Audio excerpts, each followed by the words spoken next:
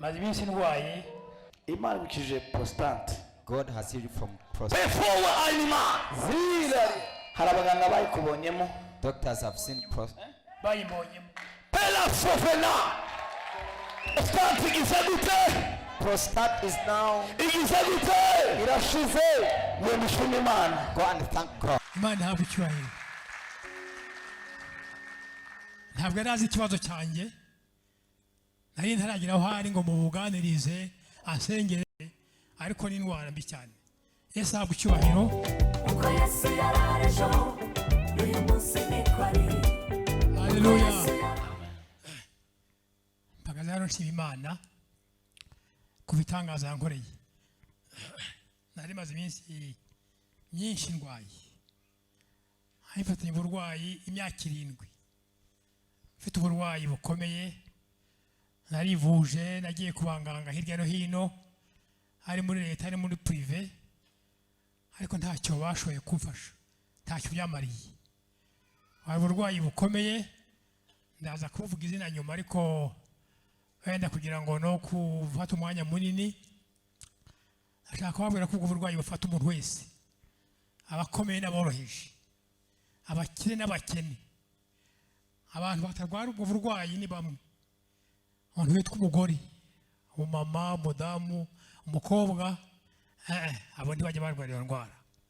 Abasore ntabwo barwara iyo ndwara. Ni indwara y'abasaza. Abasaza b'abagabo bakuze. Guhera ku myaka 50 kuzamura. 60, 70, 80 gutyo. Ubwo rero bwarafashe maze imyaka 7 uko nabibabwiye ndavurwa biranga. Kugeza igihe umunsi ishize abaganga bambwiye bati nta kindi gisigaye ni ukubaga. Ati nubagwa ushobora gukira cyangwa se ugapfa ariko kubagwa niwo muti usigaye nta kindi twakora. Ndabyumva ariko nabo hari amakondisiyo bati tuzakora ibindi mu mezi nk'3 cyangwa ngahe hanyuma yaho tukubage. Naje hano rero ndi umuntu umeze nabi. Ubwo kuva ku ndwara nari nyizi nyisanganywe ariko itarandembye ntararemba ntagira kuri degere ya nyuma. Naje rero hano ni yende ku kabando ndihanganisha hariya inyuma. Pastor Prophet yaturutse ahangaha araza naho ni hariya hagati ati haguruka. Ikintu cya mbere arambwira ati Imana ibukije umugongo. Kimwe mu ariko umugongo ntabwo ari uburwayi ahubwo ni ubwo burwayi buteza umugongo wo hepfo guduka neza rushije guhaguruka. Ati Imana ibukije umugongo. Yafashe akaboko aranzana hano imbere hari mu kwezi kwa gushize hari ukwezi kumwe kwa 5 nka none. Arambwira ati Imana igukirije prostate. Ayivuga atyo. Tuterevo clambe de Jésus. Tutariki zinga.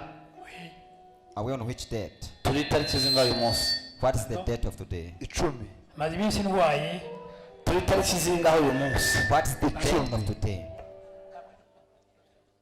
Tutariki zinga uyu munsi. Tutariki 9. 10. Imana umugisha amavuta. God bless you. Imana ibukije prostate. God has healed you from prostate. Before anima zira hari abaganga bayikubonyemo. Doctors have seen prostate. bayibonyemo. Pela sofena. Imana iranyereka kira. I can see him getting healed. Imana iranyereka mohoka. God is showing me getting healed. Prostate igizagute. Prostate is now. Igizagute. Irashize. Yemishima Imana. Go and thank God. Yemishima Imana mu ntebe yawe. Go and thank God in your seat. Ariko twahaye Imana icyubahiro. Glory to God. Imana ntabwo icyubahiro. Ntabwo arazi ikibazo cyanjye. Nari ntaragira aho ari ngo mubuganirize asengere nta na rimwe. N'ubu ngubu mubonera hano nyine nicaye we namaze kumbona inshuro nyinshi ariko ntabwo ndaganana nawe twicaye ngo mubwire ikibazo cyanjye. Ntiharakize. Kuva uwo munsi rero iyo murumva indwara imaze imyaka 7 ntabwo ishobora gukira aho kayo byashoboka ariko iyo ikira gake nagiye numva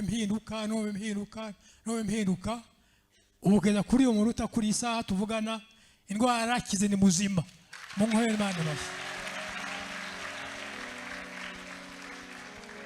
Imana habukibayo ni indwara yica abantu bakomeye kabahitana benshi abantu bakuru nimwe barayizi abato ntibayizi kuko ntibajya bayirwara kuko nayivuze nabasaza guhera kuri 50 kujyana hejuru abamama nabo ntibayizi aboromo nimwe abantu bayizi bari bakeya sinzi ko bagera ku 10 ubwo nabasaza nkanje wena nabo bazi wayirwaye ariko ni indwara mbi cyane Yesu abucyubahiro Hallelujah.